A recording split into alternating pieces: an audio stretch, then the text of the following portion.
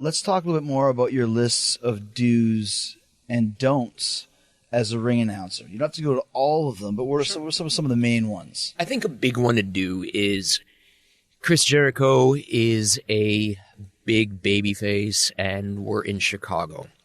And you're working a local, Johnny Appleseed, who's from Chicago. I'm doing everybody a disservice if I introduce him from Chicago. Because now people will get behind him. And just because he's the local boy. Even though you're a big babyface, because he's a local guy, he'll get sympathy, like all these things that he wouldn't get if he didn't get that announcement. So I think the biggest is never introduce the local babyface's opponent from that town if they're from there.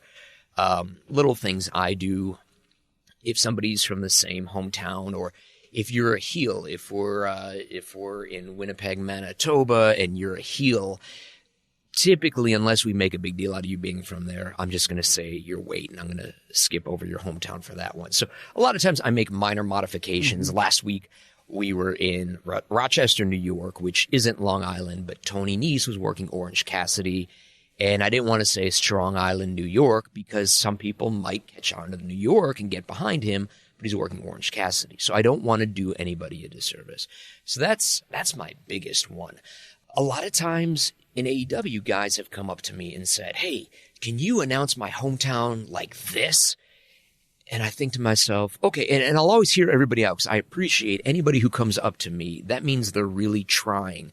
If they're taking their ring introduction into consideration, that means, and MJF is very big with this, he would always come to me with little things. And that's how I know somebody really cares, because, it's all the little things. Yeah. So a guy was like, hey, can you announce my hometown like this? And I go, well, he's a heel. I said, is it like a rival to where we're at today? Because I didn't think it was. No, not really. I just think it would sound cool if you said it like this. And I have to explain every little thing I do. There's a reason behind it. A guy came up and said, hey, can you announce my name more like this? I said, well, the reason I do something spunky for you as it is. And the reason I do it is because you're a heel and you get this kind of reaction. And so to match that, I do it like this. But eventually, I guarantee you're going to be a babyface, and it's going to change into this. And I guarantee you're going to be a big babyface, and it's going to grow into this.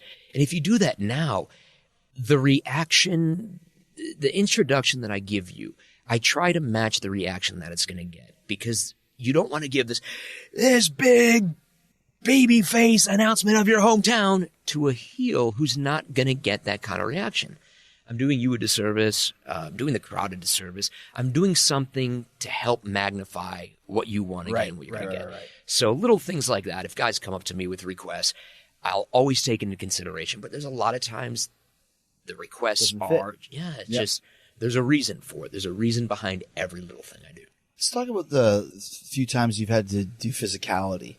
Because once again, anybody that's in the ring is fair game when the time is right. I know we did something once in Chicago to get some heat, beat up the local. Are you from Chicago? Yeah. What high school did you go to? Wherever you said, Glen Olden Heights or whatever. Is that something that you've always been prepared to do?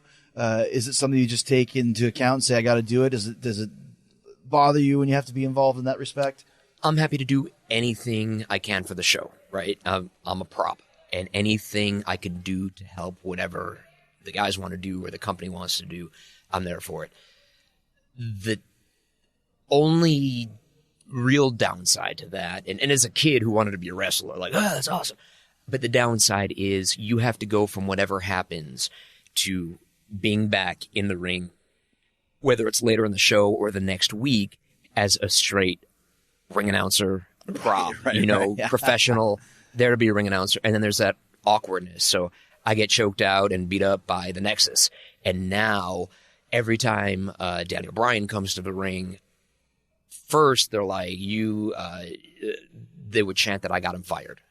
Right, because he was choking you with your tie, and because of the choking element at the time, that was a no-no, so he got fired. He got fired for it. Even though I shook his hand, it was very happy, and everybody was happy. With it. Yeah.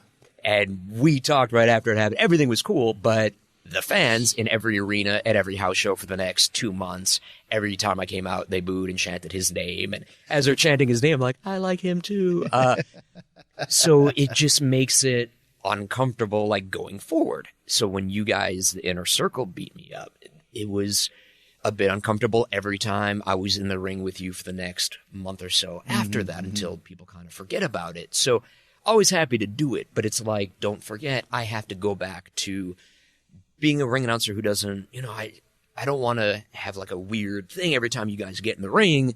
I just want to be the ring announcer and be the prop. And if you want me to say something funky in your introduction or, get the crowd going with this, I just want to be able to do my job, so to speak. Well, when you're in the ring, a lot of times, and you can tell me, like, what's like, everyone tries to flick you in the balls or something. Has there been a time when someone got you like that when you were in the ring and someone got you? I was didn't know? Conditioned, like in WWE, I would just always stand with my hands folded in a certain spot. Just. But anything though, would anybody get you? Have you ever had anything poured on you, or has anybody ever pulled a rib on you when they got? Oh in the yeah, ring Umaga used to mess with me every night. He would make me run. It was funny. I forgot all about this, and I have like themes on my phone because I always collected entrance themes since I was a kid. And one day I just hit shuffle on my phone, so it was playing everything. And Umaga's music came on. And as soon as it came on, it took me back to being in the arena, and he would come down with Armando, and he would chase me every night and try to get my shoes. And I completely forgot about it until I heard the music, and then I immediately like texted Armando, or we went to dinner, and I was telling him about it. But yeah, he used to do that. There were especially back then in that era, there were like the SmackDown era, there were a lot of guys that would do stuff. And a little more bullying back then, right? Yeah.